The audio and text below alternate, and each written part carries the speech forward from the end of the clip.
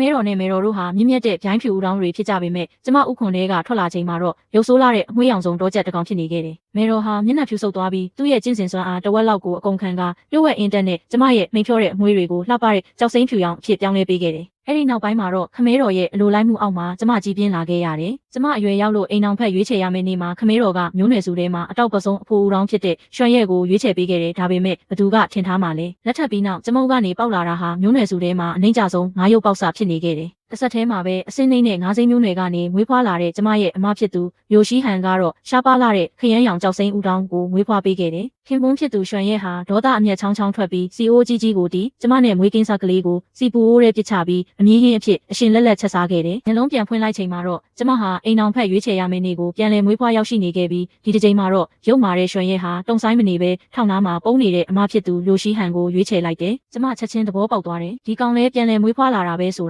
ာဒါပေမဲ့ကျမစိတ်ထဲကနေလှောင်ပြုံးလိုက်မိတယ်။သူတစ်ပါးရဲ့စွန့်ရင်တွေကိုစုပ်ယူပြီးမှအမွှေးတောင်လှပအောင်လုပ်ထားတဲ့အတုအယောင်ကောင်ကမြင့်မြတ်တဲ့မျိုးဆက်ကိုဘလို့လို့မွေးဖွားပေးနိုင်မှာလဲ။ကျမတို့ဦးတောင်းမျိုးနွယ်မှာအဆင့်တန်းခွဲခြားမှုအရန်ပြင်းထန်တဲ့အမွှေးအယောင်ပေါ်မူတည်ပြီးအဆင့်9အဆင့်ရှိတယ်။အဖြူရောင်အမြင့်ဆုံးခရမ်းရောင်အစိမ်းရောင်မီးခိုးရောင်နဲ့အနက်ရောင်အနှိမ့်ဆုံးကတော့သွေးနှောနေတဲ့တောချက်မျိုးတွေပဲအစိမ့်မြင့်ဆုံးရိုင်းဖြူဦးတောင်းဆိုတာနှစ်ပေါင်းထောင်ချီပျောက်ကွယ်နေတဲ့ဒဏ္ဍာရီတစ်ခုဖြစ်နေပြီခမဲတော်ကကျမကိုရွှံရဲနဲ့ပေးစားဖို့စ조사ပေမဲ့ရွှံရဲကမောက်မာစွာနဲ့ညှင်းဆိုခဲ့တယ်အရှင်မင်းကြီးကျွန်တော်မျိုးလျိုရူရန်မင်းသမီးကိုမယူလိုပါဘူးကျွန်တော်လက်ထက်ချင်တာကအကြီးဆုံးသမီးလျိုရှိဟန်ပါလို့သူပြောလိုက်တာနဲ့နန်းတော်တစ်ခုလုံးငြိမ်ကျသွားတယ်လျိုရှိဟန်ကတော့ပျော်လွန်ပြီးကိုမက်လိုက်တယ်သူမဟာခမဲတော်အပြင်မှာခိုးစားရာကနေမွေးလာတဲ့အစင်းနဲ့ငါးစိမ့်မျိုးနွယ်ဖြစ်ပြီးဘသူမှအဖက်မလုပ်တဲ့သူပါရွှံရဲကခမဲတော်ကိုရင်ဆိုင်ပြီးဘုံတလုံးခွဲလိုက်တယ်လျိုရူရန်ဟာမြင့်မြတ်တဲ့ဦးတောင်းဖြူမဟုတ်ဘူးသူဟာအမွှေးရောင်စုံတောချက်တကောင်ပဲခမဲတော်ဒေါသထွက်ပြီးကျမကိုမူလပုံစံပြခိုင်းတယ်ကျမညှင်းဆန်လို့မရတော့ပဲသမီးတော်ဟာဦးတောင်းဖြူမဟုတ်တာမှန်ပါတယ်ဆိုပြီးဝန်ခံလိုက်ရတယ်ခမဲတော်ကစိတ်ပြတ်သွားပြီး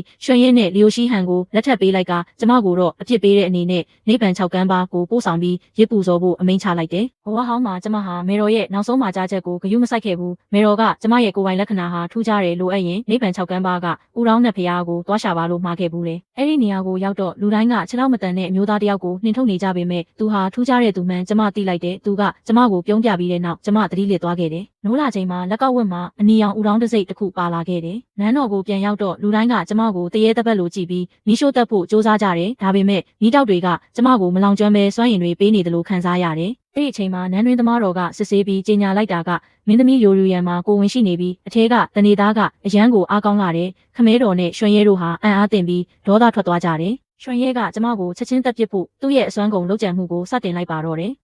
ကျမကိုရွှံရဲကသူ့ရဲ့စွမ်းအားလုံးနဲ့တိုက်ခိုက်ပေမဲ့ကျမကိုဘောကညီချင်းချင်းအလင်းတန်းကအားလုံးကိုပြန်ကန်ထုတ်လိုက်တယ်။မျိုးရှိဟန်ကလည်းကိုဝင်ကြီးနဲ့ကျမကိုလာရိုက်ပြီးအရှက်မရှိတဲ့မင်းသမီးတောချက်မဆိုပြီးလှောင်ပြောင်တယ်။ဒါပေမဲ့ကျမသတိထားမိတာကမျိုးရှိဟန်ရဲ့အသက်စွမ်းရည်တွေဟာတဖြည်းဖြည်းဆုပ်ယုပ်နေတာပဲရွှံရဲကအရင်ဘဝကအတိုင်းသူ့ရဲ့အိမ်အောင်ဖက်စီကစွမ်းရည်တွေကိုစုပ်ယူပြီးသူ့ရဲ့အဆင့်တန်းအတူကိုထိမ့်သိမ်းနေတာသိတာနေပါတယ်။လူတိုင်းကကျမပိုက်ထဲမှာနှက်ဆိုးရှိနေတယ်လို့ကဲရဲ့ကြတော့မှာပဲခြေထောက်မတန်နဲ့ညစ်ပတ်ပေးနေတဲ့အမျိုးသားတယောက်ကကျမကိုလက်ထပ်ဖို့ရောက်လာတယ်သူကတော့နိဗ္ဗာန်6ကမ်းပါမှာကျမတွေ့ခဲ့တဲ့သူပါပဲခမဲတော်ကကျမကိုရှက်စနိုးဖြစ်စေဖို့ဒီလက်ထပ်ပွဲကိုသဘောတူပြီးနန်းတော်ရဲ့အစွန်ဖျားကအေးဆက်တဲ့နေရာကိုနှင်ထုတ်လိုက်တယ်အဲ့ဒီအမျိုးသားရဲ့နာမည်ကလင်းရွှံတဲ့သူကသူ့ကိုယ်သူနတ်ဖျားเจ้าကစားချင်းစားကြံတွေကိုစားရတဲ့အစင်းနဲ့ဦးတောင်းတကောင်ပါလို့ပြောပေမဲ့သူ့ရဲ့အမူအရာကတော့အရန်ကိုမြင့်မြတ်လွန်းနေပါတယ်ကျမနဲ့လျိုရှိဟန်ကိုဝင်ဆောင်နေစဉ်အတွင်းထူးဆန်းတဲ့နမိတ်တွေပေါ်လာတယ်တေနေတဲ့မြေတွေမှာမျက်တွေပြန်ပေါက်လာပြီးတရိတ်ဆန်လေးတွေကလူပုံစံပြောင်းလာကြတယ်ရွှံရဲကဒါဟာသူ့သားကြောင့်ဖြစ်တဲ့မင်္ဂလာနီးမိတ်လို့ကြောလုံးထုတ်ပြီးကျမကိုလျိုရှိဟန်စီမှာအစေခံခိုင်းဖို့ခမဲတော်ကိုတိုက်တွန်းခဲ့တယ်ကျမအစေခံဘဝနဲ့နေတုန်းတညမှာရွှံရဲကကျမစီက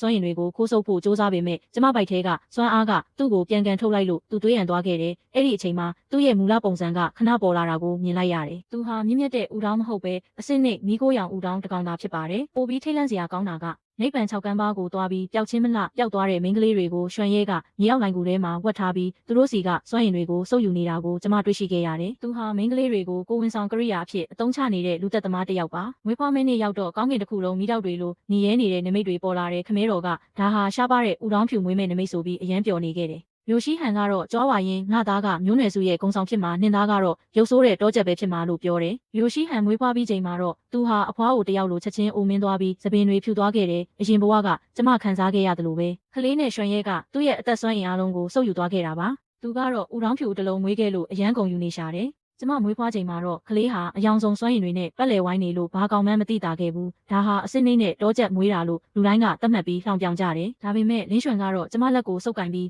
းငါရဲ့သားကဘလို့လောက်တာမှန်ဖြစ်နိုင်မှာလဲလို့တိုးတိုးလေးပြောခဲ့တယ်မျိုးနွယ်စုရဲ့ထုံးစံအရကလေးတွေကိုနတ်ဖျားเจ้าမှာတွားရောက်ပူဇော်ရတယ်လျိုရှိဟန်ကကျမကိုလှောင်ပြောင်နေနင်းရဲ့အညက်ပေါက်တောချက်ဥကိုဒီနတ်ဖျားเจ้าနဲ့မယူလာနဲ့နတ်ဖျားရဲ့မျက်စိကိုညစ်ပတ်စေတဲ့ဒါပေမဲ့သူပြောလို့မှမဆုံးသေးခင်မှာပဲကလေးတွေဥခွန်ထဲကထွက်လာမဲ့နေ့မှာကောင်းကင်တစ်ခုလုံးမိတောက်တွေလိုနေရဲနေခဲ့တယ်။မျိုးရှိဟန်ရဲ့ဦးရဲကနေထွက်လာတာကတော့အားလုံးထင်မှတ်ထားသလိုမဟုတ်ပဲအဆက်ပြောက်တွေနဲ့ရုပ်ဆိုးလာတဲ့အရွယ်အိုမင်းနေတဲ့ဦးတောင်းအိုကြီးတစ်ကောင်ဖြစ်နေခဲ့တယ်။အဲ့ဒီသားရဲကမျိုးရှိဟန်ကိုအမေလို့ခေါ်လိုက်တဲ့အတန်ဟာအလွန်အေးဆက်ပြီးကြောက်စရာကောင်းလာပါတယ်။ရွှေရဲနဲ့မျိုးရှိဟန်တို့ဟာဒါကိုလက်မခံနိုင်ပဲကျမကဦးချင်းလဲလိုက်တယ်လို့ဆွဆွဲကြတယ်။ဒါပေမဲ့ခမဲတော်ကသွေးသားချင်းကလိန်လို့မရဘူးဆိုပြီးမျိုးရှိဟန်ကိုကန်ထုတ်လိုက်တယ်။ရွှေရဲကလည်းကျမကိုလှောင်ပြောင်နေတော့မှပဲကျမရဲ့ဦးလေးကနေအနီရောင်လင်းနှန်းတွေထွက်ပေါ်လာပြီးကောင်းကင်ကနေရဲနေတဲ့စွမ်းရည်တွေကိုစုပ်ယူလိုက်ပါတော့တယ်။ကျမရဲ့ဦးလေးကနေထွက်လာတာကတော့တကိုယ်လုံးရဲရဲတောက်နေပြီးမိတောက်တွေဝင်းရံနေတဲ့အနီရောင်ဦးတောင်း၄ပါဒါဟာဦးတောင်းမျိုးနွယ်စုရဲ့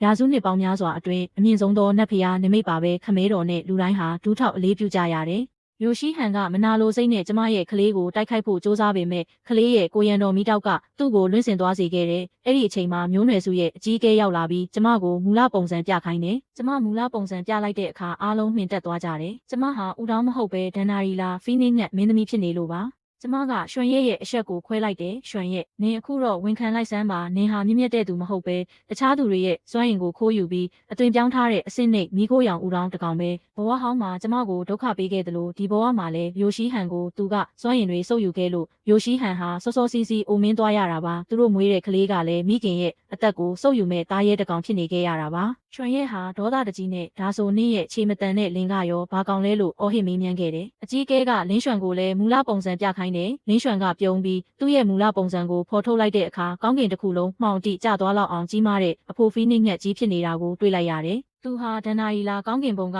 နတ်ဖျားတစ်ပါးဖြစ်နေခဲ့တာပါ။အမဲတော်နဲ့လူတိုင်းဟာကြောက်လန့်တကြားနဲ့ဒူးထောက်ရှိခိုးကြရပါတော့တယ်။ခြေမတန်တဲ့အစစ်နှိမ့်ဦးတောင်းလို့ထင်ခဲ့ရတဲ့လင်းရွှန်ဟာတကယ်တော့ကျမကိုဘဝဆက်တိုင်းဆောက်ရှောက်နေတဲ့နတ်ဖျားဖြစ်နေခဲ့ပါတယ်။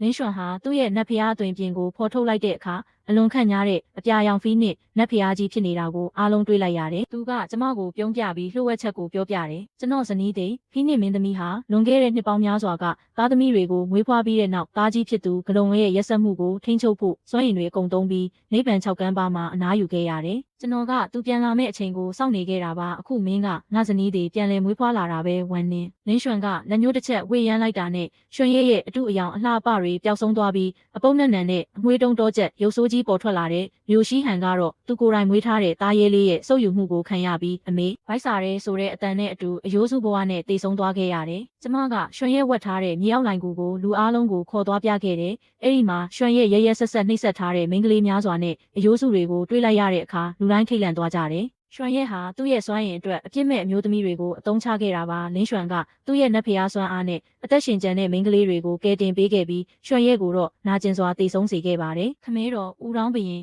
ကနောင်တရသလိုနဲ့ကျမကိုလာချော့ပေမဲ့ကျမကတော့အေးဆက်စွာပဲညှင်းပယ်လိုက်တယ်သမီးတော်ကိုလူတွေဆွဆွဲတုန်းကခမဲတော်တခွန်းမှမကာကွယ်ပေးခဲ့ဘူးအခုတော့ဘရင်ဖြစ်ကဆင်းပေးပါတော့ကျမကသူ့ကိုအဝေးကအေးဆက်တဲ့အရက်ကိုနှင်ထုတ်လိုက်ပြီးဦးတောင်းမျိုးနွယ်စုရဲ့ရူယန်အေဂရစ်မင်းမြတ်အဖြစ်နန်းတက်ခဲ့ပါတယ်နောက်ပိုင်းမှာမှသိရတာကကျမရဲ့မဲတော်ဟာတကယ်တော့နတ်ဖျားမတပါးဖြစ်ပြီးကျမကိုကာကွယ်ဖို့အတွက်ဦးတောင်းဖြူအယောင်ဆောင်ပေးခဲ့တာပါအခုတော့မဲတော်ရဲ့ဝိညာဉ်လဲကောင်းကင်ဘုံကိုပြန်ရောက်သွားပါပြီကျမဟာမျိုးနွယ်စုထဲမှာငွေအယောင်နဲ့ခွဲခြားတဲ့စနစ်ဆိုးကိုဖျက်သိမ်းလိုက်ပြီးလူတိုင်းကိုတန်းတူညီမျှရှိစေခဲ့ပါတယ်နှစ်ပေါင်းများစွာကြာပြီးနောက်မှာတော့ကျမကထီးနှန်းကိုသားဖြစ်သူဖီနစ်မင်းသားလေးကိုလွှဲအပ်ခဲ့ပါတယ်တနေ့မနက်ခင်းမှာတော့ကျမနဲ့လင်းရွှန်ဟာအနီရောင်ဖီနစ်နဲ့အပြာရောင်ဖီနစ်ဖြစ်အသွင်ပြောင်းပြီးကောင်းကင်ဘုံထက်မြင့်မားတဲ့နေရာတစ်ခုစီကိုအတူတူပြန်တန်းသွားခဲ့ကြတယ်။ကျမတို့ဇနီးမောင်နှံရဲ့ဇလန်းဟာဦးတောင်းမျိုးနွယ်စုကြားမှာထာဝရပြောဆောင်မှတ်ပြုရမယ့်ဒဏ္ဍာရီတစ်ခုဖြစ်ကြံရစ်ပါတော့တယ်။